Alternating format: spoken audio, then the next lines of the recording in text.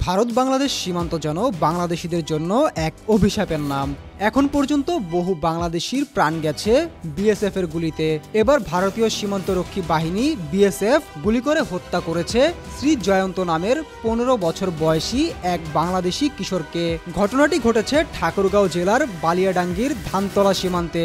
সোমবার সকালে সীমান্তের ৩৯৩ নং পিলার সংলগ্ন এলাকায় তাকে গুলি করে হত্যা করে বিএসএফ।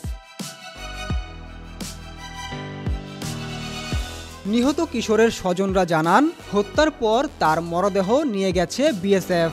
ধানতলা ইউনিয়নের বটতলা গ্রামের শ্রী মহাদেবের ছেলে নিহত শ্রী জয়ন্ত লাহিড়ী।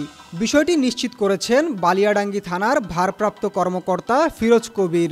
বিএসএফ এর গুলিতে একজন কিশোরের মৃত্যু হয়েছে এবং মরদেহ এখনও বিএসএফ এর কাছে রয়েছে। ঠাকুরগাঁও ৫০ বিজিবি ব্যাটালিয়নের অধিনায়ক লেফটেন্যান্ট কর্নেল তানজিল আহমেদ বলেন, একটি ছেলেকে হত্যা করে মরদেহ নিয়ে গেছে বিএসএফ। মরদেহ ফিরিয়ে আনার প্রক্রিয়া চলমান রেখেছি।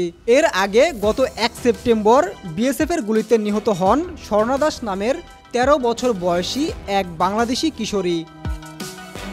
মোহাম্মদ আলিফ মিয়া, দ্য মেট্রো টিভি।